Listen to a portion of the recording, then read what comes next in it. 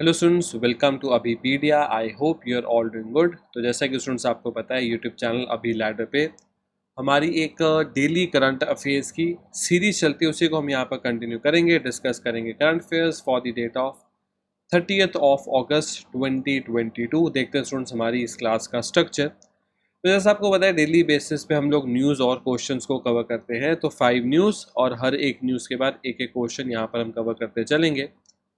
तो कौन कौन से टॉपिक पे ये न्यूज़ बनी हुई है? प्रधानमंत्री जन धन योजना, national mission for financial inclusion को समझेंगे, नेशनल स्पोर्ट्स डे जिसको 29 ऑफ अगस्त को पूरी कंट्री में सेलिब्रेट किया गया, ये समझेंगे। हम बात करेंगे इंडिया का जो एयरक्राफ्ट कैरियर आईएनएस विक्रांत या ISC Indian aircraft carrier Vikrant, इसकी 2 सितंबर को कमीशनिंग होगी, मतलब फाइनली नेवी को ज्वाइन करेगा। पर उससे पहले डिस्कशन शुरू होगी कि कौन से वो फाइटर एयरक्राफ्ट्स होंगे जो हम इस पर डिप्लॉय करेंगे, और मोस्ट प्रॉब्ली हम बाहर से डील करेंगे इनकी। हो सकता है हम FA-18 super hornet fighter aircrafts को यूएसए में बनते हैं, ठीक है। फोर्थ न्यूज़ हम यहाँ पे बात करेंगे हमारी कंट्री का पहला अर्थक्वेक मेमोरियल। और लास्ट न्यूज़, इंडिया का leading vehicle manufacturer Maruti Suzuki, इस कंपनी ने 40 साल पूरे किए इंडिया में। शुरू करते हैं स्टूडेंट्स आज की क्लास को। बात करते हैं मेरे बारे में। मेरा नाम है अभिनव जोशी। 4 साल से ज़्यादा टाइम से मैं स्टूडेंट्स को current affairs, static affairs, financial affairs की तैयारी करवा रहा हूँ वेरियस गवर्नमेंट एग्जाम्स के लिए। स्टूडेंट्स, अगर आपको हमारी क्लासेस के लिंक्स PDF लेकर होने चाहिए तो टेलीग्राम चैनल का नाम है अभीपीडिया करंट अफेयर्स, ठीक है। ठीक है स्टूडेंट्स, शुरू करते हैं। Let's start. फर्स्ट न्यूज़, प्रधानमंत्री जन धन योजना या फिर simply national mission for financial inclusion. देखो, हमारी कंट्री में ना बहुत लंबे टाइम तक बहुत बड़ी ऐसी पॉपुलेशन थी जो इकोनॉमिकली वीक पॉपुलेशन थी, उनके पास बैंक अकाउंट्स ही नहीं थे। गवर्नमेंट अगर उनको कोई सब्सिडी देना चाहती है, कोई मदद भेजना चाहती है, कोई उन्होंने MG नरेगा में काम किया, उसकी पेमेंट करनी, वो कोई मतलब पॉसिबल ही नहीं था। आप अगर कैश में किसी को हेल्प भेजोगे तो क्या गारंटी है कि कैश उसके तक पहुंच रहा है? किसी ने इंश्योरेंस लेना है, किसी ने कोई लोन लेना है, इन सब के लिए बैंक अकाउंट एक बहुत इंपॉर्टेंट चीज़ थी। और वो प्रोवाइड किए गए इस स्कीम के थ्रू, और इस स्कीम ने अपने 8 साल सक्सेसफुल इम्प्लीमेंटेशन के पूरे किए, समझते। आप एक चीज़ देखो, इस स्कीम के जो बेनिफिशरीज हैं, मतलब जिन लोगों तक इस स्कीम ने फ़ायदा पहुंचाया, तो बेनिफिशरीज का नंबर है मोर देन 46 करोड़। दुनिया में सोचो, सिर्फ 2 ऐसी कंट्रीज हैं, इंडिया और चाइना, जहां पर आपको इससे ज़्यादा पॉपुलेशन मिलेगी। नहीं तो जो दुनिया की 3rd सबसे मोस्ट पॉपुलेटेड कंट्री है USA, उसकी पॉपुलेशन कुछ 34 करोड़ से भी कम है, ठीक है। तो मतलब समझ लो कि कितने बड़े स्केल पे स्कीम ने काम किया है। तो इसका मेन काम है फाइनेंशियल इंक्लूजन में लोगों को इंडिया के फाइनेंशियल सिस्टम के साथ जोड़ना, सिंपली उनका बैंक अकाउंट खुलवा देना, ठीक है। इससे बैंकिंग, सेविंग्स, डिपॉजिट करने आसान हुए, क्रेडिट कार्ड, लोन लेने आसान हुए, इंश्योरेंस स्कीम्स आसान हुई, पेंशन आसान हुई लोगों के लिए। तो बहुत तरह के फ़ायदे थे। उसके बाद जैसे गवर्नमेंट ने कोविड के टाइम पे फाइनेंशियल असिस्टेंस शुरू करी, PM किसान है, MG नरेगा में आपकी पेमेंट आनी, बहुत सारी चीज़ें काफ़ी करोड़ों लोगों के लिए ईजी कर दी है, ठीक है। फाइनेंशियल इंक्लूजन की डेफिनेशन क्या होती है कि लोगों को कंट्री के फाइनेंशियल सिस्टम के साथ जोड़ना। ये सिंपल मैंने आपको यहाँ पर बता दिया। तो जब इंडिया में सरकार बदली थी और 2014 में BJP या फिर के NDA नेशनल डेमोक्रेटिक अलायंस की गवर्नमेंट आई थी, तो ये one of the initial schemes है। इसको बहुत बड़े स्केल पे BJP ने लॉन्च किया था। प्राइम मिनिस्टर नरेंद्र मोदी जी ने खुद इस स्कीम को लॉन्च किया था इन ईयर 2014। प्रधानमंत्री जन धन योजना काम करती है under the ministry of finance, ठीक है। तो यहाँ पे आपसे बहुत तरह के क्वेश्चन पूछे जा सकते हैं स्कीम के बारे में, किस साल में स्कीम आई थी, बेनिफिशरीज कितने हैं, किस मिनिस्ट्री के अंदर स्कीम काम करती है, काफ़ी तरह के क्वेश्चंस बन सकते हैं। Second news, national sports day 2022, समझ लेते हैं इसको जल्दी से।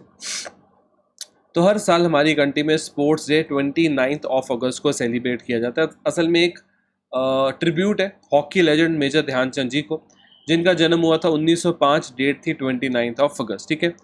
2012 असल में वो साल है जब से हमने सोचा कि हम इस दिन को सेलिब्रेट करेंगे, नेशनल स्पोर्ट्स डे कंट्री में मनाया जाएगा, ठीक है। इसी दिन हमारी कंट्री में बड़े बड़े अवार्ड जैसे मेजर ध्यानचंद खेल रत्न अवार्ड, जिसको पहले बोलते थे राजीव गांधी खेल रत्न अवार्ड, तो मेजर ध्यानचंद खेल रत्न अवार्ड, अर्जुन अवार्ड, ये सब जो स्पोर्ट्स से जुड़े अवार्ड्स हैं, इनको भी अनाउंस किया जाता है, ठीक है। और देख लेते हैं और इंपॉर्टेंट चीज़ क्या। तो मेजर ध्यानचंद जी, जिनको विजिट ऑफ हॉकी बुलाया जाता था, दुनिया के शायद सबसे ग्रेटेस्ट हॉकी प्लेयर होंगे, ठीक है।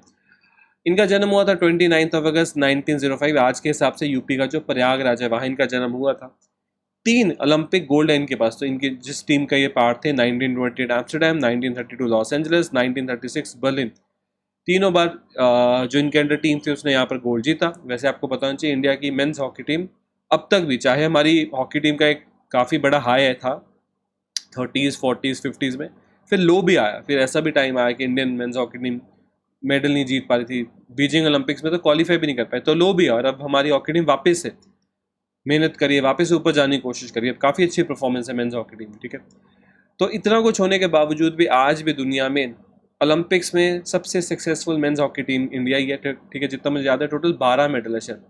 जो रिसेंट वाला भी ब्रॉन्ज मेडल आया था ना ओलंपिक्स में टोक्यो में, उसके बाद 12 मेडल हो गए हमारे पास, ठीक है। ठीक है, तो इनका जो करियर था मेजर ध्यानचंद जी का 1926 से 1948 के बीच में इनका पूरा करियर था। 1000 से ज़्यादा इनके गोल्स और 50 से ज़्यादा इंटरनेशनल गोल्स इन्होंने मारे, ठीक है। इनकी डेथ हुई थी 1979 एम्स में, ठीक है। दिसंबर 1979 में इनकी डेथ हुई थी दिल्ली एम्स में। तो मेजर ध्यानचंद, ठीक है ठीक है, greatest field hockey player in the history, ठीक है। तो यहाँ पर आपसे पूछा जा सकता है कि असल में किसको ट्रिब्यूट दिया था नेशनल स्पोर्ट्स डे, किस डेट को होता है। मेजर ध्यानचंद के बारे में पूछा जा सकता है, उनके पास गोल्ड मेडल कौन से, ये पूछा जा सकता है, किस किस साल में जीते, ये भी पूछा जा सकता है, ठीक है। आई होप आपको ये चीज़ क्लियर हुई। थर्ड न्यूज़, तो इंडिया का खुद का बनाया हुआ एयरक्राफ्ट कैरियर विक्रांत। आप सोचोगे विक्रांत तो पहले भी एक एयरक्राफ्ट कैरियर होता था, बिल्कुल होता था, हमने यूके से खरीदा था, पर उसको लेट 90s में हमने डीकमीशन कर दिया, और फिर अब हमने खुद जो एयरक्राफ्ट कैरियर बनाया उसको भी वही नाम दिया, ठीक है। तो उस एयरक्राफ्ट कैरियर को कमीशन तो करना है नेवी को, तो मतलब नेवी उसको यूज़ करना शुरू कर देगी, पर एयरक्राफ्ट कैरियर पे फाइटर एयरक्राफ्ट डिप्लॉय किए जाते हैं, और हमको विक्रांत के लिए चाहिए बिल्कुल मॉडर्न न्यू फाइटर एयरक्राफ्ट। वैसे तो तेजस का भी नेवल वेरिएंट है, और मतलब डेवलप भी हो जाएगा, पर थोड़ा सा टाइम लगेगा। तो हम लोग मतलब वेट नहीं करना था, हम लोग चाहते हैं कि दुनिया के बहुत ही अच्छे फाइटर एयरक्राफ्ट विक्रांत पे डिप्लॉय करें, तो मोस्ट प्रॉब्ली हम ये वाला एयरक्राफ्ट खरीदेंगे, यूएसए में बनने वाला FA-18 super hornet fighter aircraft, ठीक है। तो एक ट्विन इंजन मतलब 2 इंजन है इस एयरक्राफ्ट में, तो मोस्ट प्रॉब्ली हम लोग इसी को खरीदेंगे। काफ़ी बातचीत भी चल रही है। तो सुपर हॉर्नेट ब्लॉक 3 ये वो एयरक्राफ्ट है जो बेसिकली हम लोग खरीदने वाले हैं। इसको बोला जाता है कि नेवी के लिए शायद दुनिया का सबसे एडवांस एयरक्राफ्ट है जो इस टाइम पे अवेलेबल है, क्योंकि हमारे INS विक्रमादित्य जो ऑलरेडी एयरक्राफ्ट कैरियर काम कर रहा है, विक्रांत अब काम करने लग जाएगा। तो इस पे होता है क्या, देखो एयरक्राफ्ट कैरियर पे प्रॉब्लम क्या, मैं आपको दिखाता हूँ एयरक्राफ्ट कैरियर्स पे दिक्कत क्या होती है। जैसे अगर आप देखो ये एक एयरक्राफ्ट कैरियर, ठीक है, ये विक्रमादित्य है। अब इस पे क्या होता है, एक तो एयरक्राफ्ट कैरियर भी चल रहा है, फिर इतनी तेज़ी से फाइटर एयरक्राफ्ट को आके लैंड करना होता है, यहाँ पर वायर्स लगी होती हैं जिसमें से अरेस्ट लैंडिंग करनी होती है, हुक फंसता है। फिर फाइटर एयरक्राफ्ट को टेक ऑफ करने के लिए भी नीचे से पुश दिया जाता है, एक तरह से गुलेल टाइप सिस्टम लगा होता है, तो बहुत मुश्किल होता है टेक ऑफ और लैंडिंग करना। पर ये जो F-18 जो सुपर हॉर्नेट है, इसमें इस तरह के सिस्टम्स हैं जो पायलट को मदद करते हैं, ठीक है। तो ये काफ़ी आपके लो अच्छी चीज़ है, जिससे हमारी कंट्री के पायलट्स को काफ़ी यहाँ पर हेल्प हो जाएगी। विक्रांत अब तक का लार्जेस्ट वॉरशिप है जो हमारी कंट्री में बनाया गया, कोची शिपयार्ड लिमिटेड में इसको बनाया गया। 2 सितंबर को, जितना मतलब अभी तक इन्फॉर्मेशन रिलीज हुई है, प्राइम मिनिस्टर खुद इस शिप की जो कमीशनिंग है, कमीशनिंग मतलब एक सेरेमनी जब ये नेवी को ज्वाइन कर लेगा, तो 2 सितंबर को इसकी कमीशनिंग रखी जाएगी, ठीक है। तो मैंने आपको जैसे बताया कि विक्रांत पहले भी एक एयरक्राफ्ट कैरियर होता था, वो हमने यूके से लिया था 1965 में, 1997 में उसको डीकमीशन कर दिया गया था। जो 1971 की वॉर थी ना पाकिस्तान के साथ, बांग्लादेश लिबरेशन वॉर, उसमें बहुत इंपॉर्टेंट रोल था INS विक्रांत का। फिर इसकी डीकमीशनिंग हो गई, और अब जो नया एयरक्राफ्ट कैरियर बनाया हमने उसको भी यही नाम दिया। नेवी तो वैसे ये चाहती है कि इंडिया के पास टोटल 3 एयरक्राफ्ट कैरियर, तो हमारी कोस्ट में एयरक्राफ्ट कैरियर 1, एयरक्राफ्ट कैरियर 2 और एयरक्राफ्ट कैरियर 3, 3 होने चाहिए। अभी हमारे पास 1 और 2 तो है, तीसरा अभी मतलब बनेगा, उसमें टाइम लगेगा। उसका नाम होगा INS विशाल, वो काफ़ी बड़ा साइज में होगा, उसका डिस्प्लेसमेंट वेट होगा 65,000 टन, जैसे विक्रांत का डिस्प्लेसमेंट वेट है 45,000 टन। ये जो पुराने वाले विक्रांत का सिर्फ 19,500 टन, ठीक है।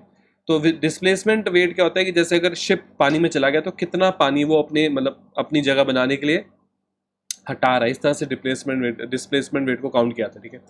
तो जो विशाल है INS विशाल, अभी उसको बनने में लगेंगे आराम से काफ़ी साल लगेंगे, फिर कमीशनिंग होने में तो बहुत टाइम लगेगा, पर ये एक बहुत बड़ा एयरक्राफ्ट कैरियर जो इंडिया बनाएगा, ठीक है। पर अभी इसमें टाइम लगेगा। नेवी ने तो वैसे काफ़ी टाइम से इसका प्रपोजल दिया हुआ, ठीक है। तो विक्रमादित्य हमारे पास है, विक्रांत हमारे पास आ जाएगा, 2 एयरक्राफ्ट कैरियर इंडिया के पास हो जाएंगे।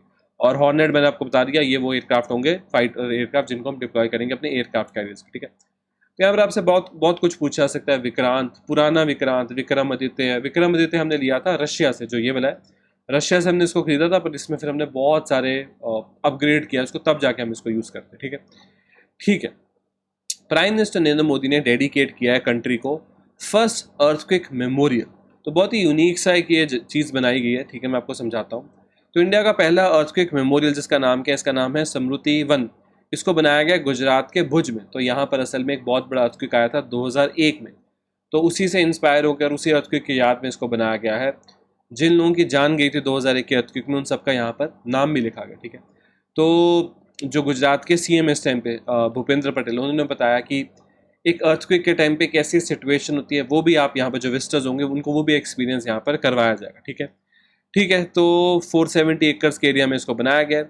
एक वहाँ जगह है भुजियो हिल जो कि भुज टाउन में है, उस पहाड़ी पे इसको इस पूरे मेमोरियल को बना के रेडी किया गया है। 13,000 से ज़्यादा जाने गई थी जनवरी 2001 में, जब भुज में एक बहुत ही भयंकर अर्थक्वेक आया था। तो मतलब वहाँ से काफ़ी इंस्पिरेशन ली गई है इस मेमोरियल को बनाने की। इस मेमोरियल में गुजरात की कैसी टोपोलॉजी है, जो आपको पता है अर्थक्वेक्स टेक्टोनिक मूवमेंट की वजह से आते हैं, वो अच्छे से समझाया जाएगा। तो काफ़ी इंटरेस्टिंग और इन्फॉर्मेटिव सा म्यूजियम है, मेमोरियल है, जिसको रिसेंटली ये बनाया गया है, प्राइम मिनिस्टर ने इसको इनॉग्रेट किया, ठीक है। तो अगर आप देखो इस पिक्चर में आपको दिखाए गए हैं इंडिया, मतलब जो हमारी कंट्री है उसमें जो मेजर अर्थक्वेक्स आए हैं पिछले कुछ सालों में। जैसे गुजरात वाला 2001 26 जनवरी आया था भुज में, ठीक है। लातूर महाराष्ट्र में 993, और इसके रिक्टर स्केल भी लिखा है, ये 7.7 का था, बहुत स्ट्रॉन्ग होता है 7%, ये 6.2। कश्मीर 2005 में 7.6, कांगड़ा 1905 7.8, उत्तरकाशी 1981 6.8, किन्नौर 1975 6.8, नेपाल में जो 2015 में आया था 7.8, बहुत ज़्यादा होता है 7.8। बिहार में आया था 1934 में 8 रिक्टर स्केल, ठीक है। असम में आया था 1950 8.6 रिक्टर स्केल। पर इन सबसे ज़्यादा जो आया था इंडियन ओशन में 2004 में 9.1 रिक्टर स्केल का, जिसकी वजह से बाद में इतनी बड़ी सुनामी बन गई थी, ठीक है। तो ये बहुत ही इन्फॉर्मेटिव पिक्चर है कि कैसे हमारी कंट्री की हिस्ट्री में जो जो बड़े बड़े अर्थक्वेक्स आए, ठीक है। तो यहाँ पर आपसे बहुत कुछ पूछा जा सकता है रिसेंटली एक मेमोरियल जिसका नाम है स्मृति वन, वो किस चीज़ से जुड़ा हुआ है, कहाँ उसको प्राइम मिनिस्टर ने उसको इनॉग्रेट किया, किस चीज़ से, मतलब क्या वो दिखाएगा, ठीक है। अर्थक्वेक्स के बारे में पूछा जा सकता है, गुजरात का जो बहुत बड़ा अर्थक्वेक था वो किस साल में आया था, ठीक है। चलते हैं अपनी लास्ट न्यूज़ पे। हमारी कंट्री में जो व्हीकल्स मैन्युफैक्चर किए जाते हैं उसमें से सबसे ज़्यादा मैन्युफैक्चरिंग, मतलब सबसे ज़्यादा गाड़ियाँ बनाई जाती हैं मारुति सुजुकी के द्वारा। तो मारुति सुजुकी अपने 40 साल पूरे कर रहे हैं इंडिया में, उसको रिसेंटली बहुत बड़े स्केल पे सेलिब्रेट किया गया। इवेंट में प्राइम मिनिस्टर भी पहुंचे और बहुत बड़ी अनाउंसमेंट की गई, ठीक है। तो प्राइम मिनिस्टर नरेंद्र मोदी ने इनॉग्रेट किया मारुति सुजुकी का जो electric vehicle battery manufacturing plant है, जो उन्होंने गुजरात में लगाया। मतलब ऐसे था बेसिकली 2 जगह इवेंट चले थे, गुजरात में एक हरियाणा में। तो हरियाणा में तो आपको पता ही होगा मानेसर में मारुति सुजुकी के ऑलरेडी प्लांट्स है, उसको भी उन्होंने एक्सपैंड किया और वहाँ नया प्लांट बना दिया। मारुति सुजुकी 10,000 करोड़ से ज़्यादा का खर्चा करना चाहती है इंडिया में, और इलेक्ट्रॉनिक व्हीकल का जो सेगमेंट है उसमें एक बहुत बड़ा प्लेयर बनना चाहती है। 2025 तक मारुति सुजुकी अपनी इलेक्ट्रॉनिक व्हीकल्स की जो गाड़ियाँ उसको लॉन्च करना शुरू कर देगी। तो मारुति सुजुकी की शुरुआत कैसे हुई, तो कंपनी बनाई गई थी मारुति उद्योग लिमिटेड, ये एक सरकारी कंपनी थी, 1981 में इसको बनाया गया। पर जो रोल था इस कंपनी का कि गाड़ी डिज़ाइन करना, उसको बनाना, वो ये नहीं कर पा रहे थे, इसलिए इनको हेल्प के लिए 1982 में एक जॉइंट वेंचर किया गया जापानीज कंपनी सुजुकी के साथ। तो मारुति उद्योग लिमिटेड जो एक इंडियन कंपनी थी, सरकारी थी, उसकी कोलैबोरेशन कराई गई जापानीज कंपनी सुजुकी के साथ। तब जाके फिर ये मारुति सुजुकी ब्रांड बना। फिर मारुति 800 गाड़ी, यार बहुत ही बड़ी हिट थी वो। मारुति सुजुकी का टारगेट होता है कि इंडिया में 50% मार्केट शेयर हमेशा इनके पास रहे, और ये मेंटेन भी करते हैं। पर पिछले कुछ टाइम में अगर देखो तो इनका जो मार्केट शेयर वो कम हुआ है। अभी मारुति सुजुकी के पास इंडिया की मार्केट का 43% के आसपास का शेयर है, जो ये बहुत जल्दी बढ़ाना चाहेंगे अपने इलेक्ट्रॉनिक व्हीकल्स के थ्रू, ठीक है। तो मारुति सुजुकी 16,000 से ज़्यादा एम्प्लॉयज़ इस कंपनी में काम करते हैं। तो मारुति को तो गवर्नमेंट ऑफ इंडिया ने फाउंड किया था, सुजुकी एक जापानीज कंपनी है, ठीक है। अगर आप देखो इंडिया में, थोड़ा सा ग्राफ अपडेटेड नहीं 2020 के हिसाब से, तो सबसे ज़्यादा गाड़ियाँ तो मारुति सुजुकी बेचता है। फिर हिंडाई ने पिछले कुछ टाइम में बहुत अच्छी अपनी परफॉर्मेंस दिया। उसके अलावा महिंद्रा एंड महिंद्रा, किया, टाटा, टोयोटा, रेनॉल्ट, ये सब कंपनीज है जिनके पास अच्छा खासा, मतलब मारुति का तो कंपटीशन कोई है ही नहीं। तो मारुति और हिंडाई सबसे बड़े इस टाइम पे प्लेयर्स बन चुके हैं इंडिया में, जो सबसे ज़्यादा गाड़ियाँ बेच रहे हैं, ठीक है। तो आई होप आप इस चीज़ को समझ पाए। तो आपसे पूछा जा सकता है वो कौन सी ऑटोमोबाइल ब्रांड है इसने 40 साल पूरे किए। थोड़ा आपसे पूछा जा सकता है मारुति उद्योग लिमिटेड के बारे में। फिर इन्होंने रिसेंटली अपना इलेक्ट्रिक व्हीकल बैटरी प्लांट कहाँ अनाउंस किया, ये सब चीज़ें आपसे पूछी जा सकती, ठीक है स्टूडेंट्स। तो इस क्लास में जितने न्यूज़, जितने क्वेश्चन हमको कवर करने थे, मैंने कवर कर लिए। रेगुलर पीडीएफ्स और लिंक्स के लिए टेलीग्राम चैनल अभी पीडिया करंट अफेयर्स को स्टूडेंट्स बिल्कुल आप जाकर फॉलो कर सकते हो। इसके साथ एंड करते हैं इस क्लास को। Thank you for joining, have a very successful day. अगर आपको ये क्लास अच्छी लगी, आप हमारे चैनल को सब्सक्राइब कर सकते हो, इस वीडियो को लाइक कर सकते हो, उसको शेयर कर सकते हो। हम मिलेंगे अपनी आने वाली क्लासेस के अंदर। Thank you students.